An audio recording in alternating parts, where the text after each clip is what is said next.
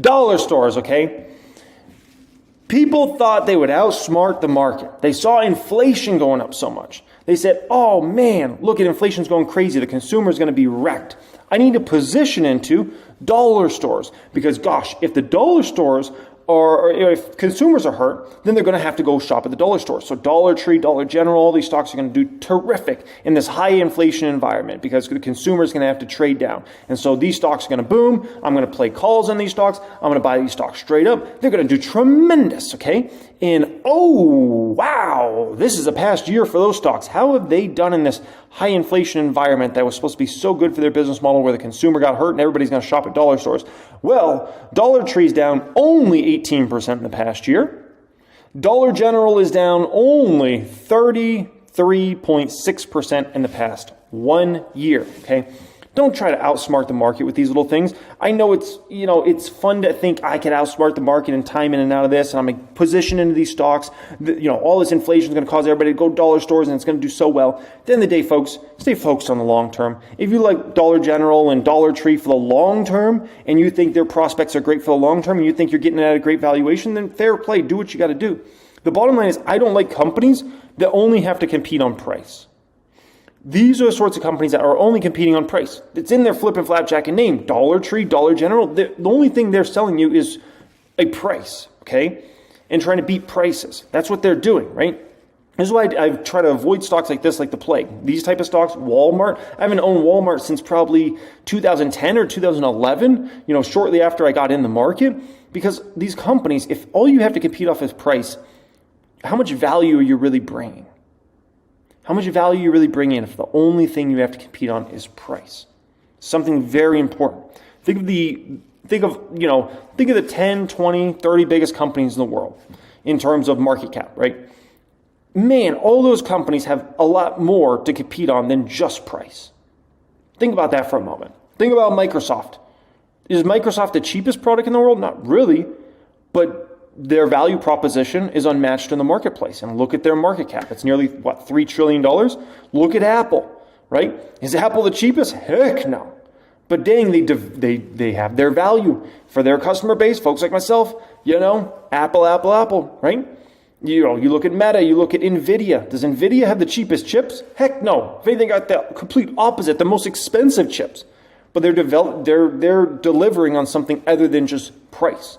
Okay, and so if the only thing your business has to go off of is price, you're in trouble. That means you're not really able to provide great value out there. Okay, and that's something very important to keep in mind there. Okay, RH stock. So RH stock, I started out here with a little over a $5,000 position in regards to RH, and I mean RH. This is one I can see myself building for at least 6 to 12 months. Luxury real estate, in my opinions, I don't want to say it's bottoming, but gosh, it's got to be pretty darn close. Luxury real estate has been an absolute disaster for this past year. That obviously hurts RH's business. RH needs people moving, okay, in order to put up their numbers. They cater to obviously the highest end, but guess what? The highest end is who spends all the money on furniture, okay? I can tell you my main house, 6 figures I spent on furniture. 6 figures, okay? And I could tell you people in like mega mansions and stuff, they'll spend easily $1 million, $2 million, $3 million on furniture at RH, okay?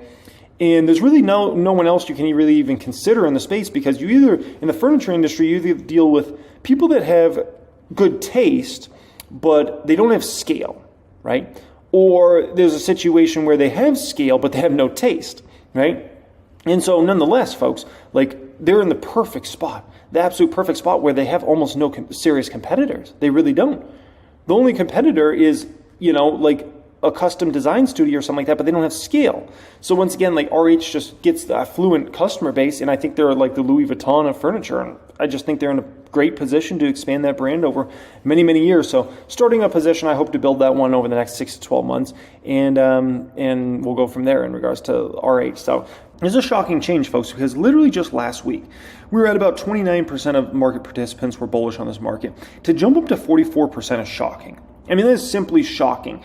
You don't usually see a move that dramatic flipping bullish.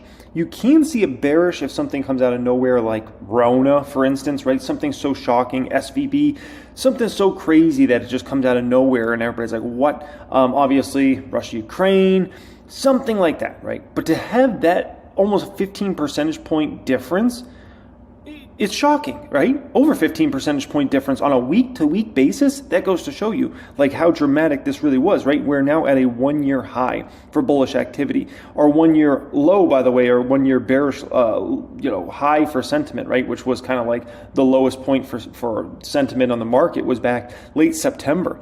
And something, I think is interesting in regards to that is, let me show you something extremely interesting. Because you got to ask yourself, it's kind of like what came first, the chicken or the egg, right? So what comes first? The market going up or the market going down to push bullish and bearish narratives? Check this out. This is dramatic, okay? Look at this. This is since late September when we hit the worst sentiment on the market, right? And look at what has happened to the market since then. The Nasdaq's up 22%. The S&P 500's up 16%. Oh, baby, okay? And so when you see something like that, you got to ask yourself, and remember, the market had been falling and falling and falling until it finally bottomed out it was around early to mid-October, right?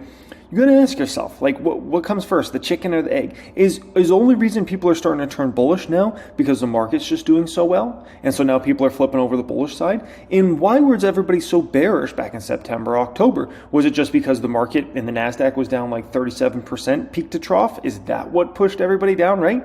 The chicken or the egg, what really came first?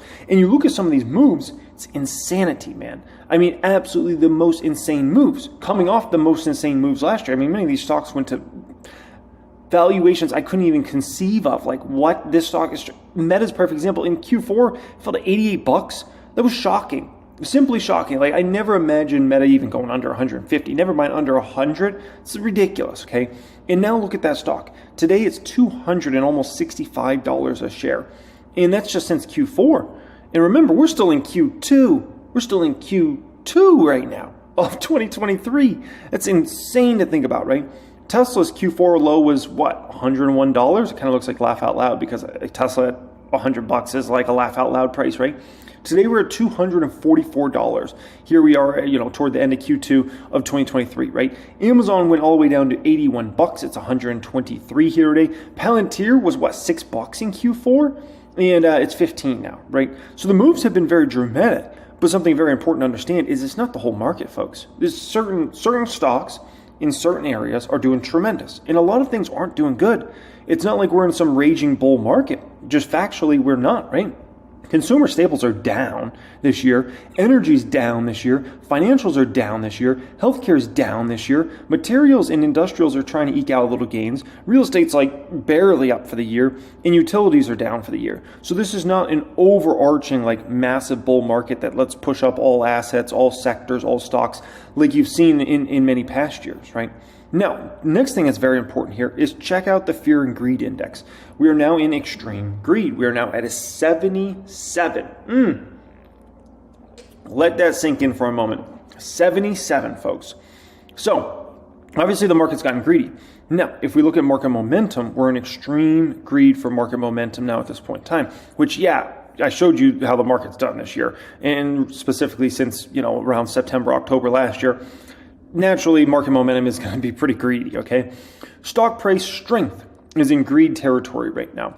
Stock price breadth is now in greed territory. And this was one of those things that a lot of the bears were still pointing out, like, well, it's a few stocks, but a lot of these other ones aren't doing well. Well, recently, now breadth is starting to come around in this market, right?